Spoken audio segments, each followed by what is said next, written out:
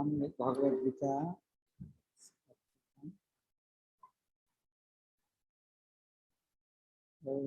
का अष्टादश अध्याय लास्ट पे बात कर रहे हैं। कल 7 नंबर श्लोक पे पढ़ा ना 9 नंबर श्लोक कल कौन सा श्लोक पे पढ़ा? महाराज 9 हो गया था 10 से कम।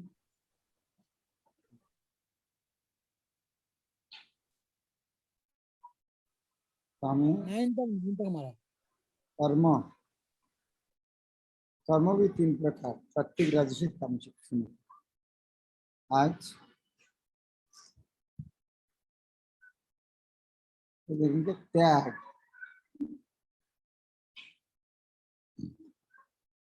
न दिष्ट कुशलम कर्म कुशले नानुसज्जते तेगी सत्य समाविष्ट मेधावी सिंह। शतगुण में स्थित बुद्धिमान तेगी जो न तो अशुभ कर्म से घृणा करता है न शुभ कर्म से लिप्त है और कर्मों के विषय में कोई संशय नहीं। कृष्ण भावना भावित व्यक्ति या शतगुणी व्यक्ति न तो किसी व्यक्ति से घृणा करता है न अपने शरीर को कष्ट देने वाले किसी बात से।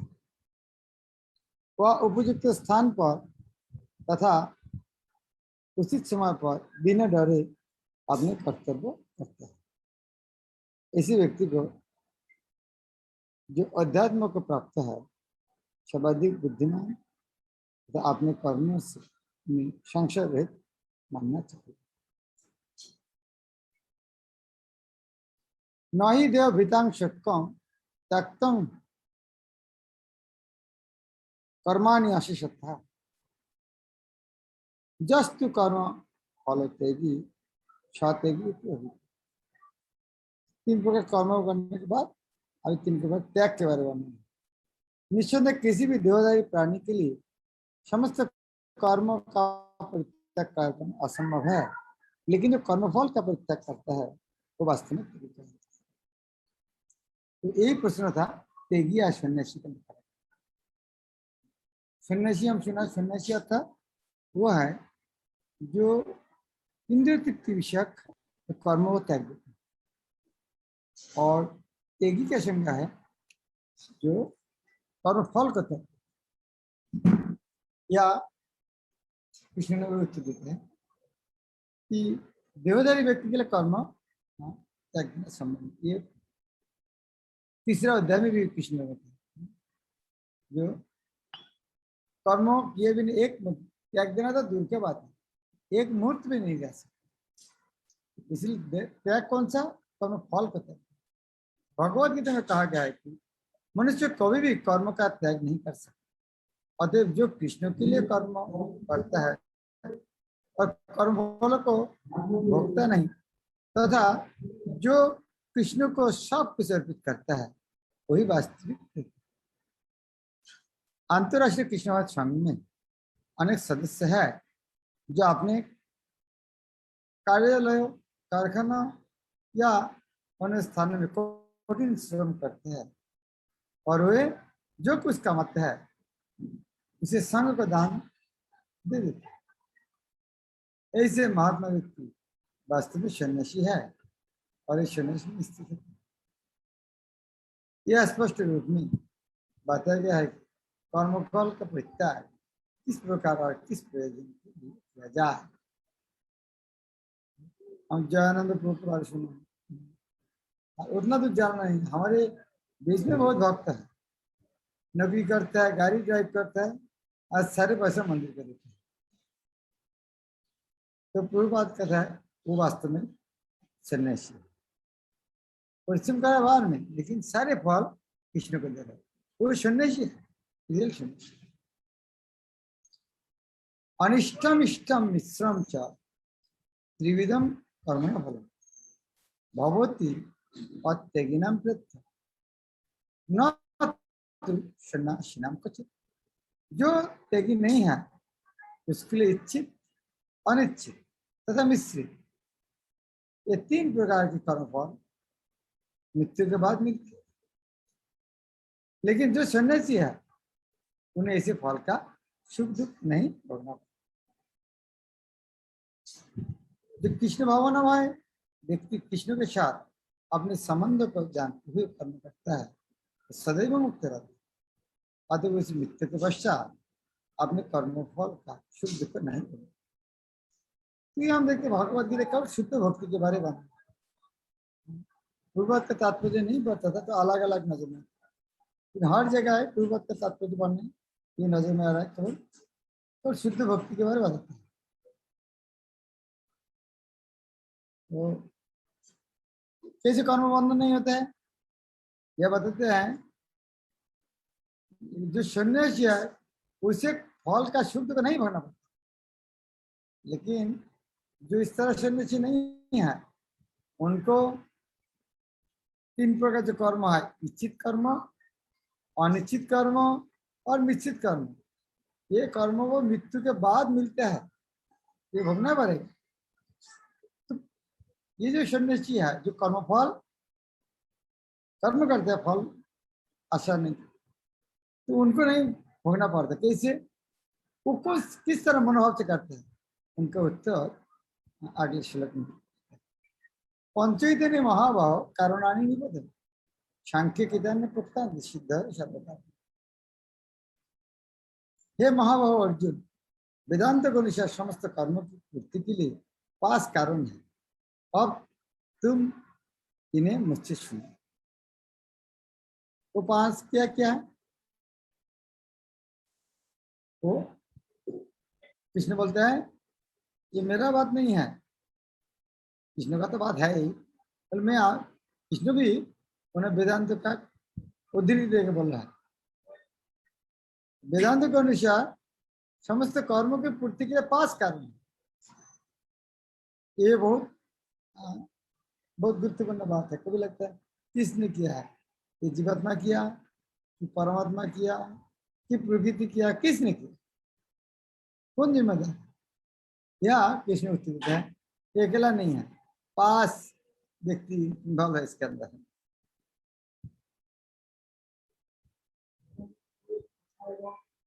यह पर प्रश्न पूछा जा सकता है कि चूंकि प्रत्येक कर्म का कुछ न कुछ फल होता है, तो फिर ये कैसे संभव है कि कृष्ण भावना वाले व्यक्ति तो कर्मों के फल को शुद्ध को नहीं भोगना पड़ता? कर्मानि निर्दहत किंतु भक्ति भजन कैसे होता है? तो भगवान वेदांत का उदाहरण देता है। हाँ, वे कहता है कि समस्त कर्म के 5 कारण होते हैं, अतः किसी कर्म में सफलता के लिए इन 5 कारणों पर विचार करना होगा। कृष्ण खुद ने बोला है मेरे लिए कर्म करेगा तो कोई कर्म फल नहीं। वो सुना सकते कैसे? तो अब कृष्ण बोले देखो वेदांत में इस तरह लिखा है ये 5 प्रकार फल के। भगवान वेदांत दर्शन को उदाहरण देखा, हाँ दिखाने के लिए देता है कि यह किस प्रकार संभव है। तो भक्ति करने से उनका कर्मफल नहीं भोगना। अतः किसी कर्म के सफलता के लिए इन 5 कारण पर विचार करना है। सांख्य का अर्थ है ज्ञान का आधार स्तंभ और वेदांत अग्रणी आचार्य द्वारा। सांख्य का अर्थ है ज्ञान का आधार स्तंभ और वेदांत अग्रणी आचार्य द्वारा शिक्षित ज्ञान का चरम आधार स्तंभ है। जहाँ तक इस शंकर भी वेदांत सूत्र को इसी रूप में स्वीकार करते हैं। अतः ऐसे शास्त्रों की राय ग्रहण करनी चाहिए। चरम नियंत्रण परमात्मा में नहीं था, जैसे कि भागवत में सर्वस्व चाहम वे प्रत्येक व्यक्ति को उसके पूर्व कर्मों स्मरण रखकर किसी न किसी कार्य में प्रवृत्त करते रहते हैं। और जो कृष्ण भावना भावित कर्म अंतर्जामी भगवान के निर्देश अनुसार किए जाते हैं उनका फल न तो इस जीवन में न ही मृत्यु के पश्चात मिलता है। पास कौन है? हर कर्म के कारण एक पास अधिष्ठानं तथा कर्ता करणं च पृथक् पृथक् विविधाश्च पृथक् चेष्टा दैवं चैवत्र पंचम। कोई काम करने के लिए 5 चीजें। एक नंबर है कोई स्थान,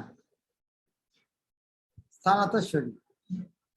जिस तरह मनुष्य शरीर मिलने एक तरह काम करता है, पशु शरीर मिलने, द्वितीय शरीर मिलने एक तरह काम करता है। तो एक मनुष्य जिस तरह काम करते हैं, एक पशु के पास इस तरह आशा नहीं कर सकते। तो कोई कर्मों के लिए मोस्ट इम्पोर्टेंट है स्थान अर्थात कुल शरीर। कर्ता, कर्ता था कौन? जीवात्मा। इसका विभिन्न इंद्रिया, इंद्रिय नहीं होना तो नहीं कर सकते। शरीर नहीं होगा नहीं कर सकते, जीवात्मा नहीं होगा कुछ नहीं कर सकते, विभिन्न इंद्रिय नहीं होगा, आंख नहीं कैसे देखेंगे, इंद्रिय नहीं कर सकते। और साथ साथ अनेक प्रकार चेष्टा भी उनका कर्म, चेष्टा नहीं होगा, इंद्रिया सब कुछ चेष्टा नहीं है। खाना है, मुख है, लेकिन खाने का चेष्टा नहीं है, चेष्टा। और अंतिम में कर्म। ये 5 कर्म के कारण अकेला कभी नहीं हो सकता। परमात्मा अनुबोध नहीं हो, जीवात्मा नहीं, उधर में कुछ कमी नहीं है। जीवात्मा है लेकिन शरीर में इंद्रिय नहीं, कैसे कर्म करेंगे? तो ये 5 चीज जरूरत है तो कर्म का 5 कारण। स्थान अर्थात शरीर, कर्ता अर्थात जीवात्मा, विभिन्न प्रकार इंद्रिया, चौथा है अलग अलग विविध चेष्टा, विविधश्च पृथक् चेष्टा, अलग अलग प्रचेष्टा। और अंत में परम। अधिष्ठान शब्द शरीर के लिए है। शरीर के भीतर आत्मा कर्म करता है जिससे कर्म फल होता है, अतः यह कर्ता कहलाता है। आत्मा ही यथा तथा करता है, इसके उल्लेख श्रुति में है। ऐसे ही दृष्टा सृष्टा, ये प्रश्न उपनिषद वेदांत सूत्र में भी गो तो एवं तथा कर्ता शास्त्रार्थ वत्ता श्लोक, श्लोक में शुरू से इसकी पुष्टि होती है। वेदांत सूत्र यह समझ में था, वेदांत सूत्र कितना कठिन है। यदि वेदांत सूत्र श्रीमद् भागवत में नहीं आते थे कितना कठिन है। कर्म के उपकरण इंद्रिय है और आत्मा इन्हीं इंद्रियों के द्वारा विभिन्न कर्म करता है। प्रत्येक कर्म के लिए पृथक चेष्टा होती है, लेकिन सारे कार्यकलाप परमात्मा की इच्छा पर निर्भर है। जो प्रत्येक हृदय में मित्र रूप में आसीन है, परमेश्वर परम कारण है। अतः जो इन परिस्थितियों में अंतर्यामी परमात्मा के निर्देश के अंतर्गत कृष्ण भावना होकर कर्म करता है वह किसी कर्म से बचता नहीं। जो पूर्ण कृष्ण भावना में है वही अंततः अपने कर्म के लिए उत्तरदायी नहीं हो। सब कुछ परम इच्छा परमात्मा भगवान पर निर्भर है। तो कौन प्रसंग में चर्चा हो रहा है? प्रसंग में चर्चा हो रहा है त्याग संन्यास के बारे में। तीन प्रसंग में कृष्ण कहता है जो कृष्ण भक्त है उनको लगकर कर्मफल के बिना कर्म करते हैं, इसीलिए उनके कर्मफल भोगना नहीं पड़ता।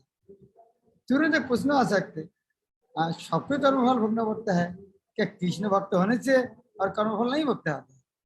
कितने किया है उसका अंदर? कृष्ण भक्त होने से कर्मफल नहीं भोगना पड़ते। इसको उत्तर कृष्ण ने बहुत अच्छा तरीके से दिया। हाँ, क्योंकि कृष्ण भक्त जानते हैं हर काम का 5 कारण है, उसके अंदर जीवात्मा भी। तो जीवात्मा अकेला कुछ नहीं कर सकता। जो परमात्मा को अनुमोदन नहीं होगा उसके अंदर इंद्रिया नहीं, चेष्टा, वो नहीं हो सकता। अकेला परमात्मा कैसे दायी हो सकता? लेकिन शास्त्र महत्वपूर्ण बात है, कृष्ण भक्त वो जीवन में जानते हैं सब कुछ कृष्ण का परमात्मा की इच्छा अनुसार हो रहा है, इसीलिए वो परमात्मा शरणागत, कृष्ण का शरणागत। और जब कृष्ण का शरणागत होते हैं तब उनका और कर्मफल नहीं होता। जिस तरह पूर्व उदाहरण देता है, कोई एक व्यक्ति का हाथ में लाठी है, लाठी से सांप को मार ली, लाठी का कोई दोष नहीं होता। कोई लाठी सांप मारा है, वो लाठी का कोई दोष नहीं है, दोष होगा तो जिसने मारा उनका। इसी तरह भक्त कृष्ण का हाथ में लाठी की तरह करते, तो जो लाठी जो सांप को मारते हैं, लाठी का जिस तरह दोष नहीं होता है, उसी तरह भक्त परमात्मा के निर्देश अनुसार काम करता है, इसीलिए उनका कोई कर्मफल उनका बद्ध नहीं है। शरीर वाक् मनोबीज कर्म प्रारंभ होते न नियम व विपरीतम पंचेते तस्य हेतु। और एक बात है, पिछले श्लोक के बारे में बोलना चाहते हैं, ये आचार्य का तात्पर्य कितना जरूरी है। 14 नंबर श्लोक में क्या कहा? हर काम का पास कारण है। उसके पहले क्या श्लोक था? उसके पहले श्लोक था भक्तो कर्मफल बंधन नहीं होता है, क्योंकि हर काम का पास कारण होता है। ठीक है, पास कारण उसके अंदर आप भी तो एक हैं, 5 भाग कर लो, 50% 20% तो आपको जिम्मेदारी लेना पड़ेगा। हर काम का पास कारण है, तो उसके अंदर जीवन में एक है, तो 20% जिम्मेदारी लेना पड़ेगा। तो ये आंसर क्या है? श्लोक में, भगवत गीता श्लोक में ये आंसर नहीं है, रूपत का तात्पर्य में है ये आंसर है। 20% भी नहीं लेना पड़ेगा, क्योंकि जब जानते हैं परमात्मा है तो परमात्मा का निर्देशन से काम करते हैं, इसीलिए उनको 20% भी नहीं लेना पड़ता। इसीलिए आचार्य का तात्पर्य बहुत महत्वपूर्ण है, केवल श्लोक पर समझ में नहीं है। अच्छा, 5 कर्मों का कारण है, ठीक है, 5 सबको बांट, हाँ जिम्मेदारी लो थोड़ा थोड़ा करके, नहीं, जरूरत नहीं है। और सारी जिम्मेदारी फिर कृष्ण का है, सारे पाप उनको लेना पड़ेगा। हाँ, लेकिन भगवान अपाप विद्धम, जिस तरह किसी को घर आप तोड़ देंगे, कितना अपराध होते हैं, लेकिन आप जो घर तोड़ देंगे, एक नया मकान बनाएंगे, कौन क्या बोल सकते हैं। इसीलिए जो मालिक है, वो जो घर तोड़ रहा है, उनके लिए कोई पाप नहीं मिला।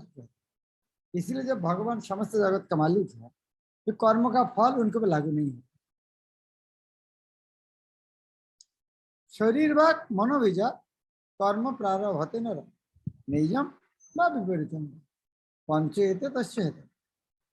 मनुष्य अपने शरीर, मन या वाणी से जो भी उचित या अनुचित कर्म करता है, वह इन 5 कारणों के फलस्वरूप होता है। ये 5 कारण बोलने के लिए कितना होगा? आदमी शरीर से कुछ काम करता है, शरीर से काम करता है, 5 कारण होता है। क्यों? कि शरीर में नहीं कर सकते यदि आत्मा परमात्मा का अनुवादन नहीं होगा। शरीर से करा है, मन यदि नहीं करना चाहता है, शरीर अकेला कैसे कर सकते? उसी तरह मन का बहुत इच्छा है, मन से कुछ कर रहा है, लेकिन मन अकेला कुछ नहीं कर सकते। उसी तरह वाणी से कुछ काम करता है, लेकिन कोई आदमी बोल रहा है, अर्थात शरीर मन वाणी काय मन वाक्य कुछ भी करेंगे, लेकिन वह इस 5 कारणों के फलस्वरूप होता है। इस श्लोक में न्याय्य, उचित तथा विपरीत, अनैज्य, अनुचित शब्द अत्यंत महत्वपूर्ण है। सही कार्य शास्त्र में निर्दिष्ट निर्देश अनुसार किया जाता है, और अनुचित कार्य में शास्त्रीय आदेशों की अवहेलना की जाती है। किंतु जो भी कर्म किया जाता है, उसकी पूर्णता के लिए इन 5 कारणों की आवश्यकता पड़ती है। तो ये 3 श्लोक 13 और 14 15, ये कर्म का, कोई कर्म का कारण जो 5 है, बहुत सुंदर मन रखा है। ये 3 श्लोक इतना गुरुत्वपूर्ण है, क्योंकि बहुत बार हमारे पास ये सामने आएगा, ये जो उसकी जिम्मेदारी क्या है, कारण कौन मानेगा। तत्रैव सति कर्तारम आत्मानं केवलम तुझ पश्यति अकृत बुद्धित्वा न स पश्यति दुर्मति। अतएव जो इन 5 कारणों को न मानकर अपने आप को एकमात्र कर्ता मानते हैं और निश्चय ही बहुत बुद्धिमान नहीं होता और वस्तुओं को सही रूप में नहीं देख सकता। पता नहीं, अब मैं देखता हूँ ये लगा, वह निश्चय में बहुत बुद्धिमान नहीं होता है। इसका तो यह श्लोक में क्या कहता है, उसको कहता है, हाँ, उसके पोषित दुर्मति, दुर्मति कहता है इसको। मूर्ख जब पश्यति अकृत बुद्धित्वा न पश्यति दुर्मति, इस तरह व्यक्ति को दुर्मति कहता है, जो हर काम में जो पास प्रकार कारण नहीं देख पाता है उसको दुर्मति कहता है। लेकिन सॉफ्ट वर्ड वाक्य व्यवहार के प्रकार में उसको बहुत बुद्धिमान नहीं होता।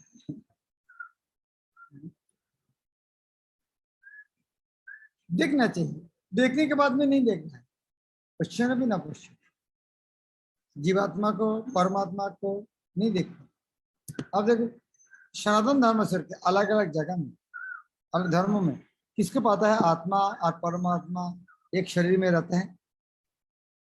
धर्म में तो मैंने पता नहीं कोई धर्म में है कि नहीं, लेकिन सनातन धर्म में एक पता है एक ही शरीर में आत्मा परमात्मा दोनों, तो कर्म के कारण दोनों होते हैं, आत्मा परमात्मा, हाँ, इंद्रिया, शरीर और प्रतिष्ठा। जो नहीं देख पाते हैं पांचों की चीज को, उसको हाँ, इसका वो निश्चय ही हाँ बहुत बुद्धिमान है। मूर्ख व्यक्ति यह नहीं समझता कि परमात्मा उसके अंतर में मित्र रूप में बैठा है और उसके कर्मों का संचालन कर रहा है। यद्यपि स्थान, कर्ता, चेष्टा तथा इंद्रिय भौतिक कारण है, लेकिन अंतिम मुख्य कारण तो स्वयं भगवान है। और मनुष्य को चाहिए कि केवल चार भौतिक कारणों को ही ना देखे, अभी तो परम सक्षम कारण को भी देखे। जो परमेश्वर को नहीं देखता वो अपने आप को कर्ता मानता है। यह क्या कहता है, तत्रैव विशति कर्तारं केवलम आत्मानं केवलम तुझे पश्यति अकृत बुद्धित्वात् न स पश्यति। तो ये जो वो व्यक्ति के बारे में बताते हैं, वो तो सोचता मैं आत्मा हूं और इंद्रिया वगैरह सब करते हैं, लेकिन पांचों कर्म नहीं देख पाते। इसका अर्थ क्या है, कोई बात बोलना चाहता है केवल परमात्मा को नहीं देख पाते। हो सकता है दूसरा को मानता है, इंद्रिय से कर रहा हूँ, शरीर से कर रहा हूँ, मैं आत्मा हूँ, मेरा चेष्टा से हुआ, ये चार चीज मान सकते हैं, कोई भी आदमी चार चीज मान सकता है, लेकिन उनके लिए परमात्मा को मानना थोड़ा कठिन है। इसीलिए भगवान को नहीं देख पाता, इसलिए उनको अहंकार विमूढ़ात्मा कर्तम अहम। अतएव मनुष्य को चाहिए कि केवल चार भौतिक कारणों को ही ना देखे, अभी तो परम सक्षम कारण को भी देखे। जो परमेश्वर को नहीं देखता वो अपने आप को ही कर्ता मानता है।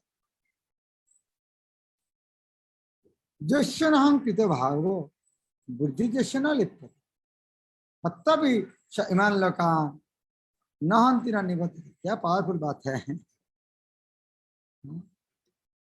सारा दुनिया को मारने के बाद उनका कोई पाप नहीं लगता। जो मिथ्या अहंकार से प्रेरित नहीं है, जिसकी बुद्धि बंधी नहीं है, वह इस संसार में मनुष्य को मारता हुआ भी नहीं मारता, न ही वह अपने कर्मों से बाधा होता है। कितना बात, वह इस संसार में मनुष्य को मारता हुआ भी नहीं मारता। यह क्या पता है, जस्य न अहंकृत भावो बुद्धि जस्य न लिप्यते हत्या अपि स इमान लोकान। सारे आदमी को मारने के बाद भी उनका बद्ध नहीं।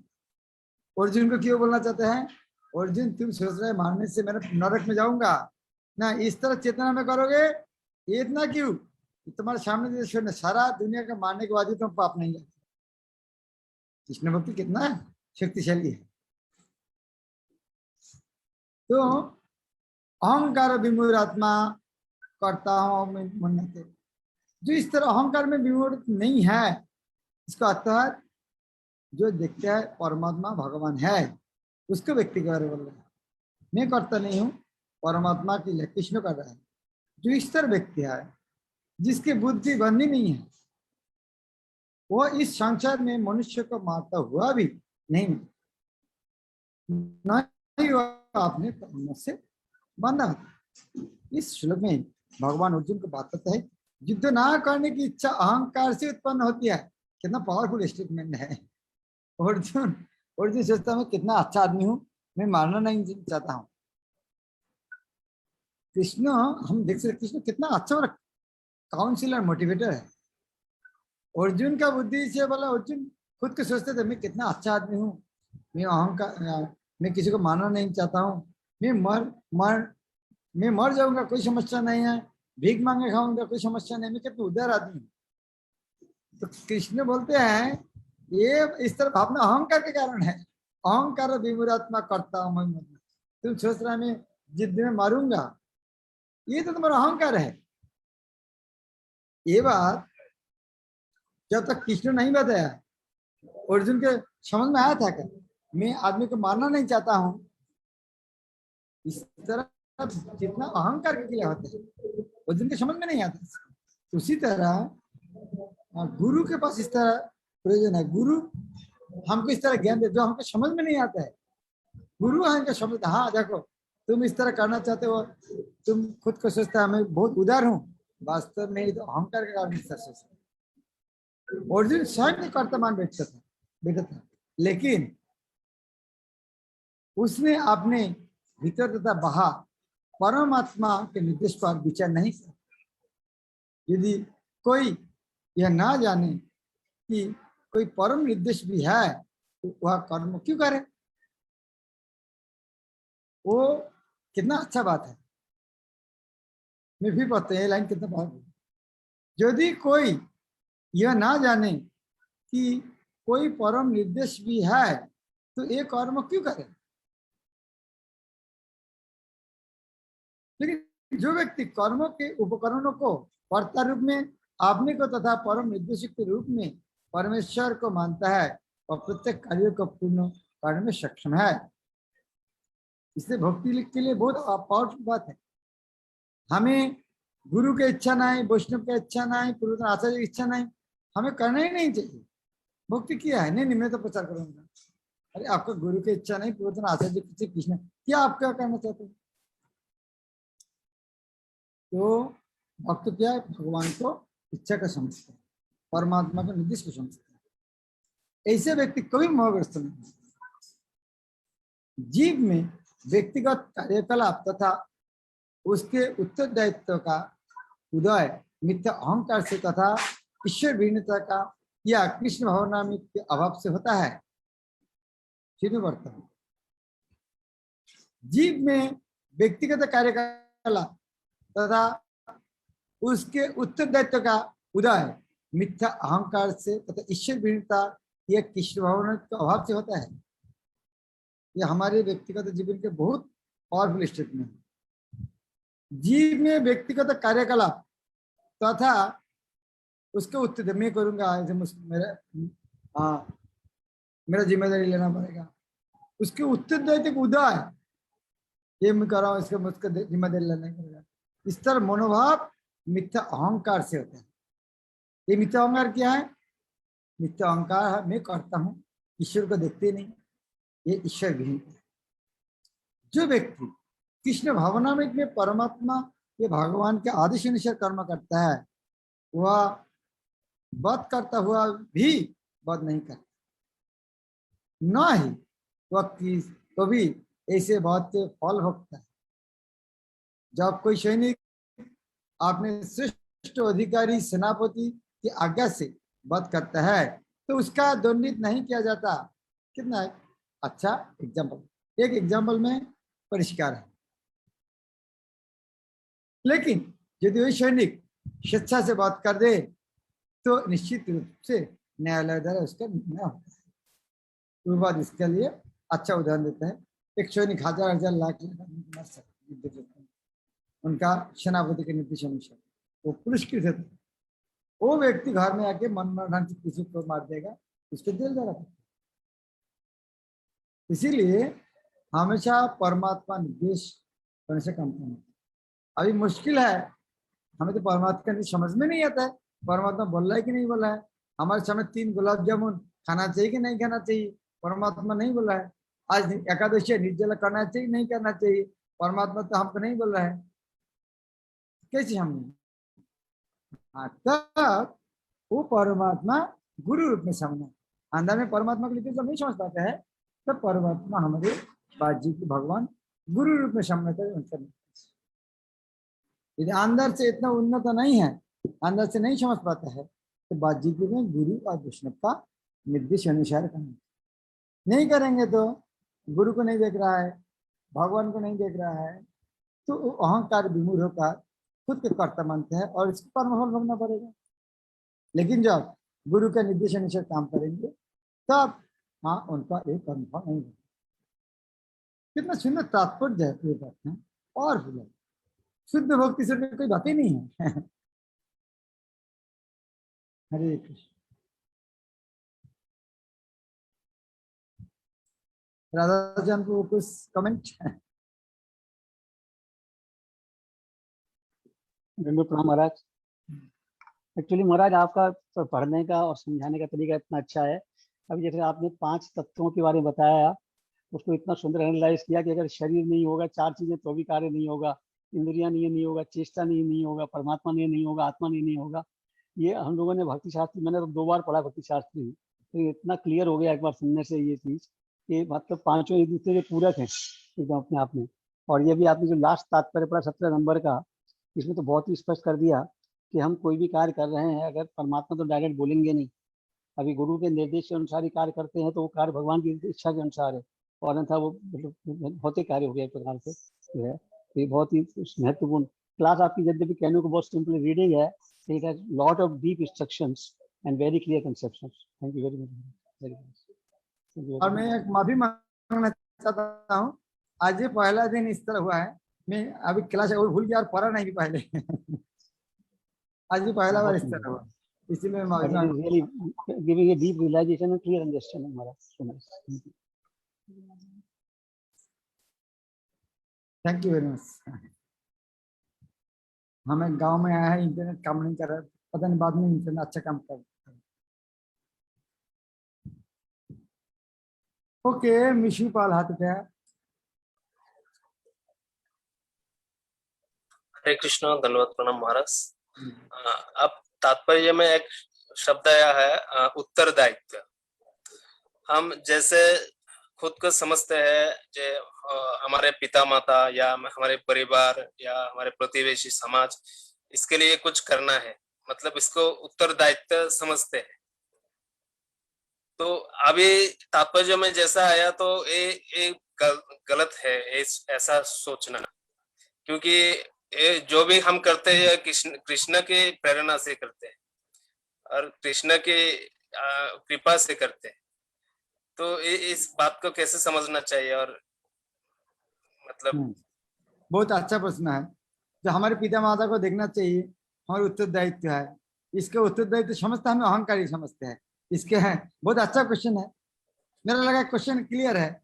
हम जो सोचते हैं मेरा उत्तरदायित्व है तो अहंकारी है, बुद्धिमान है, तो हमारे पिता का जिम्मेदार, हमको पिता माता को देखना चाहिए, हम समझते हम अहंकारी है, ये कैसे समझेंगे?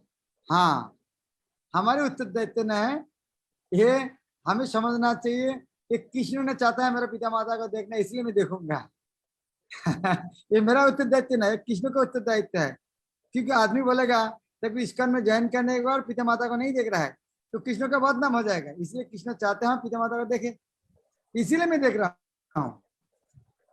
उत्तरदायित्व कृष्ण का है, हमारे नहीं है। कृष्ण चाहते हैं और मेरे पिता माता को देखना है, इसीलिए मैं देख रहा हूँ। इसीलिए मैं बहुत बुद्धिमान हूँ, मैं जिम्मेदार आदमी हूँ, इसीलिए मैं पिता माता देखना। आपको कोरोना हो जाएगा, पिता माता देख पाएंगे? पिता माता अस्पताल एडमिशन हो जाएगा, आप भी नहीं देखने जाओगे। बहुत आदमी डेड बॉडी आइडेंटिफाई करने की नहीं जा रहा है। तो ये कृष्ण का इच्छा से है, कृष्ण हमें इतना फैसिलिटीज दिया है इसने हमें उत्तरदायित्व दिया है पितामाता का, देखो इसीलिए देख रहा है, इस तरह नहीं हम ज्यादा बुद्धि में ना, हम उत्तरदायित्व समझ कर रहे हैं, नहीं, शास्त्र में कहा है, कृष्ण कहा है, गुरुदेव कहा है, हमारा उत्तरदायित्व पितामाता का देखना, इसीलिए हम कर रहे हैं। मतलब इसका ऐसे समझना चाहिए, हम जो भी सेवा कर रही है कृष्ण की कृपा से कर रहे हैं। हाँ, कृपा से और निर्देश से, निर्देश। हाँ। हमें नहीं, मैं बहुत बुद्धिमान हूँ, मैं समझते ये मेरा जिम्मेदारी है देखना।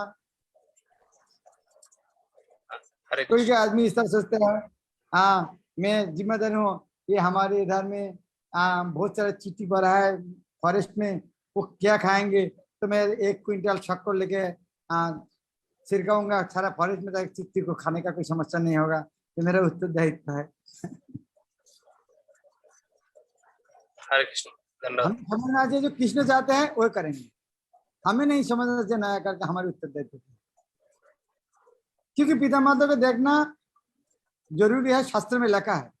इस तरह नहीं मैं समझ रहा हूँ उत्तरदायित्व इसलिए कर रहा हूँ ना, शास्त्र में लगा इसलिए काम करते हैं, कृष्ण चाहते हैं। और कृष्ण उसी तरह कृष्ण का वक्त जिस तरह